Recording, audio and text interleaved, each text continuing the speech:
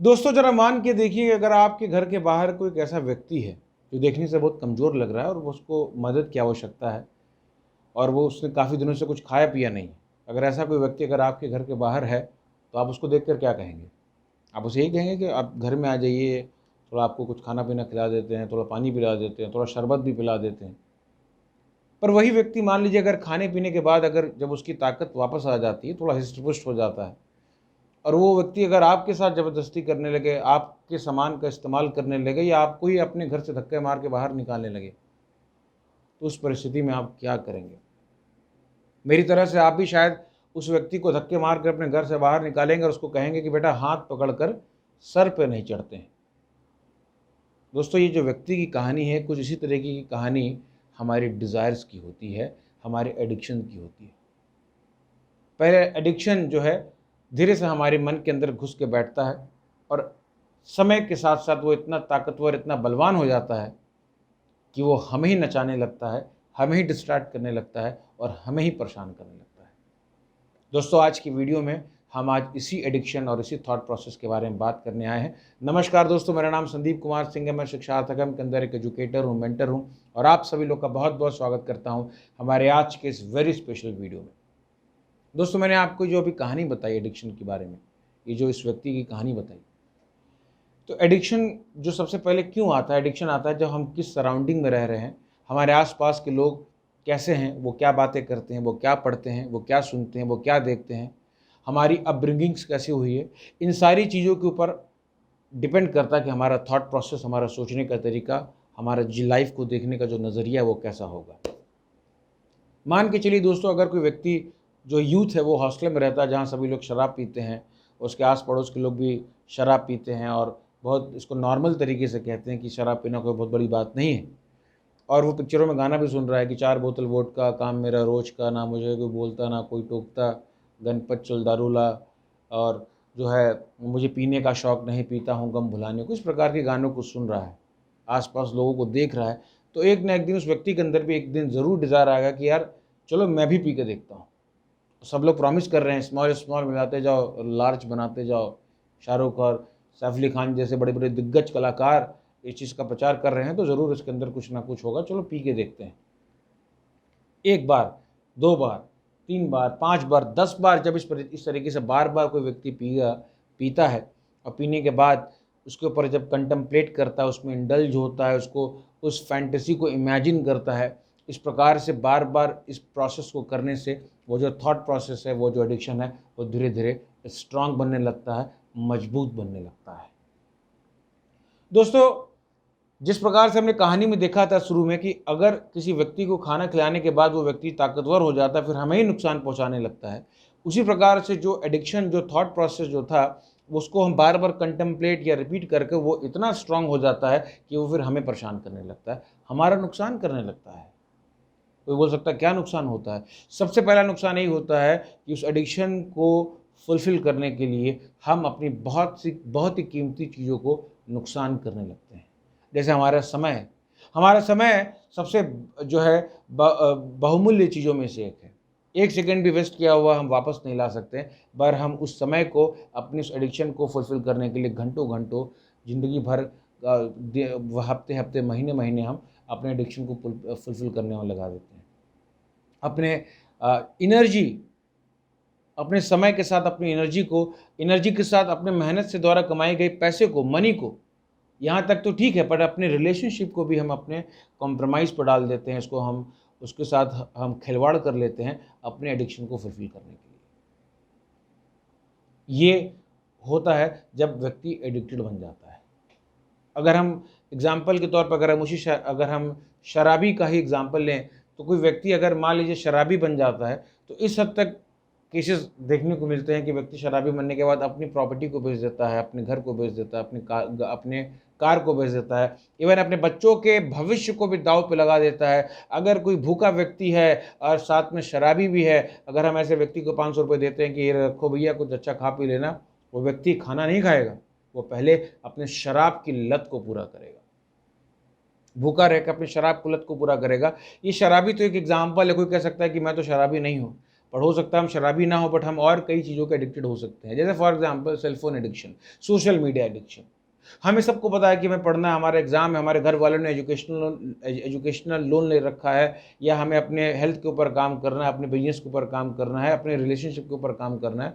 But ये सब जानने के बावजूद हम इन सारी चीज़ों से कॉम्प्रोमाइज़ करते हैं और अपने घंटों घंटों टाइम हम अपने सोशल मीडिया एडिक्शन के लिए देते हैं, उसको सेटिस्फाई करने के लिए देते हैं। उसी प्रकार से कोई व्यक्ति है दोस्तों जिसे पता है कि उसको आदत लग चुकी है इंटरनेट पे जाके पोर्नोग्राफी, मैस्टरबेशन, इस प्रकार की नेगेटिव चीज़ों की आदत पड़ चुकी है। उसे पता है ये मेरा फिजिकल स्ट्रेंथ, मेरा मेंटल स्ट्रेंथ, मेरा कॉन्फिडेंस, मेरे कैरेक्टर, मेरे प्योरिटी, मेरे कॉन्शियसनेस सबके लिए नुकसानदायक। पर इस सब जानने के बाद भी व्यक्ति इन सारी चीज़ों के साथ कॉम्प्रोमाइज़ करता है और अपने इस एडिक्शन को फुलफिल करता है।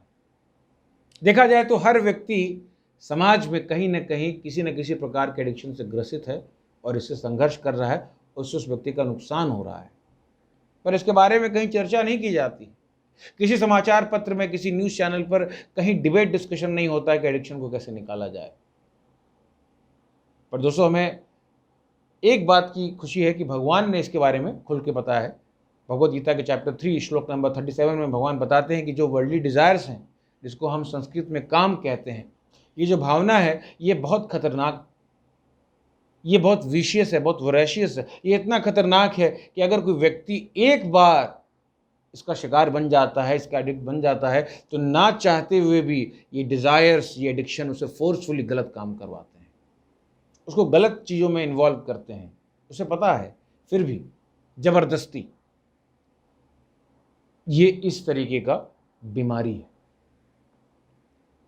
दोस्तों में समझने की आवश्यकता है कि कोई व्यक्ति बचपन से पैदा होता है तो रॉयल स्टॉक की बोतल लेकर नहीं पैदा होता, शहंशाह बीड़ी कुबेर खैनी खा के पैदा नहीं होता है। व्यक्ति पैदा होता है, नॉर्मल पैदा होता है, बट धीरे धीरे वो इन डिज़ायर्स को डेवलप करने की वजह से वो एडिक्टेड बन जाता है। डिज़ायर्स कैसे प्रोड्यूस होती हैं? डिज़ायर्स प्रोड्यूस हो जाती हैं जब हम कोई भी डिज़ायर्स अगर हमारे मन में आ रही है, हमारे आसपास, उसको अगर हम इन्फिल्ट्रेट ना करें, उसको आने दें, उसको हम कंटेम्पलेट करें, उसको हम एक बहुत इंटरटेनिंग तरीके से लें, उसको इमेजिन करें, उसको गुदगुदाएँ, तो इस प्रकार से धीरे धीरे वो डिज़ायर्स मजबूत होती चली जाती हैं और इतना मजबूत हो जाती हैं कि अंत में हमारा ही नुकसान करने लगती हैं, हमें ही चोट पहुँचाने लगती हैं। जैसे फॉर एग्जांपल दोस्तों, हमारी मोरालिटी, हमारी स्पिरिचुअलिटी, हमारी रैशनैलिटी, हमारी डाइवर्सिटी, इन सब चीज़ों को ये एडिक्शन प्रभावित करती हैं और बहुत हद तक इनका नुकसान करती हैं। और आखिर में मिलता क्या है? इन सारे एडिक्शन को करने के बाद मिलता क्या है? What is the end result? And result is कि और ज़्यादा एडिक्शन, और ज़्यादा लत। पहले 2 सिगरेट, अब 5 सिगरेट, पहले 2 बोतल, अब 5 बोतल, पहले 1 घंटा पोर्नोग्राफी, अब 5 घंटे पोर्नोग्राफी। एडिक्शन का इजाफा होता है। और एडिक्शन के बाद क्या मिलता है? मिजरी, दुख, कष्ट, गिल्टी, फ्रस्ट्रेशन, एंग्जाइटी, डिप्रेशन, ये सारी चीज़ें मिलती हैं एंड रिजल्ट। इसीलिए दोस्तों अगर हमें इन सारी चीज़ों से बचना है तो हमें अपने इंटेलिजेंस को लगाने की आवश्यकता है। इंटेलिजेंस, जो भगवान ने इतना बड़ा दिमाग दिया है, 12 किलो, 13 किलो, 14 किलो का हमें जो दिमाग दिया है, इसको लगा कर समझने की आवश्यकता है कि एंड रिजल्ट क्या है। भाई साहब, इतना ग्लैमराइज किया जा रहा है, 4 बोतल वोट का काम मेरा रोज का, बट इतना अच्छा दिखाई जा रहा है, डांस वांस हो रहा है, म्यूजिक बज रहा है, बट इसका what is the end result? मिलने क्या वाला है? मिलने वाला है कि लिवर खराब होने वाला है, पैसा जाने वाला है, हेल्थ जाने वाला है, मोरल एंड वैल्यूज जाने वाली हैं। ये बुद्धि लगा के हमें सोचने की आवश्यकता है। जैसे हम कहीं एक चूहे की तरीके से ना फंस जाए। जैसे एक चूहा होता है, वो चूहेदानी में एक रोटी के टुकड़े को देखता है तो जाके सोचता है कि खाऊंगा तो बड़ा मजा आएगा, और ये सोचकर वो चूहेदानी में जाता है, और जैसे ही जाता है रोटी खाता है, तैसी चूहेदानी बंद हो जाती है, और उस चूहे को जन्म जन्मांतर के लिए तड़प तड़प कर घुट घुट के रहना पड़ता है। उसी तरीके से हम कहीं एक मछली की तरीके से ना फंस जाए। जैसे मछली जब देखती है कि चारा है और चारे को मैं खा लूँगी तो बड़ा मज़ा आएगा, और जैसे उस चारे को खाती तैसे ये कांटे में फंस जाती है, और कांटे में फंसने के बाद एक जाल में फंस जाती है। उसके बाद उसे तड़प तड़प कर बेरहमी के साथ मरना पड़ता है। दोस्तों, ये मछली और चूहे थे, इनके पास बुद्धि नहीं थी। ये सोच नहीं सकते थे कि इस कांटे के पीछे, इस चूहेदानी के पीछे जो व्यक्ति है उसका इंटेंशन क्या है, उसका पर्पस क्या है, उसने क्यों ये जाल बिछाया है। पर आप और मैं, हम इंसान हैं, हमारे पास बुद्धि है, हमें अपनी इस बुद्धि को लगाकर इसे सोचने की, इसे समझने की, इसे एनालाइज करने की आवश्यकता है। इसीलिए इस बुद्धि को मजबूत करने के लिए दोस्तों भगवान ने इतने सारे शास्त्र दिए हैं, भगवद गीता का दिव्य ज्ञान दिया है, भागवतम दिया है, इनको पढ़कर, इसको समझकर और इसे अपने जीवन में हमें अप्लाई करने की आवश्यकता है, वरना हम चूहे और मछली की तरीके से हम भी बन जाएंगे। दूसरा इसका एक ये भी उपाय है दोस्तों कि इंटेलिजेंस लगाने के साथ साथ हमें और भी कुछ करने की आवश्यकता है। सिर्फ इंटेलिजेंस लगाने से काम नहीं होने वाला है, हमें कुछ काम भी करना होगा। काम कैसे करना होगा? हमें अपने डिज़ायर्स के ऊपर, अपने एडिक्शन के ऊपर काम करना होगा, हमें इनको रेगुलेट करने का प्रयास करना होगा। इसके साथ ही सबसे अच्छा कार्य ये है दोस्तों कि हमें अपने आप को एक हायर कनेक्शन के साथ जोड़ना होगा, एक स्पिरिचुअल प्लेटफॉर्म पे लेके आना होगा, एक स्पिरिचुअल कनेक्शन इस्टेब्लिश करना होगा दोस्तों। योगा प्रोसेस को फॉलो करना होगा। योगा का हिंदी शब्द मतलब ही होता है योग, मतलब ऐड मतलब जुड़ाव, एक सोल का सुपर सोल के साथ जो कनेक्शन है, स्पिरिचुअल कनेक्शन, उसे हमें बनाना होगा। इसके लिए कई प्रकार के प्रोसेस बताए गए हैं, कई प्रकार की मेडिटेशनल टेक्निक्स हैं। Best among this is mantra meditation.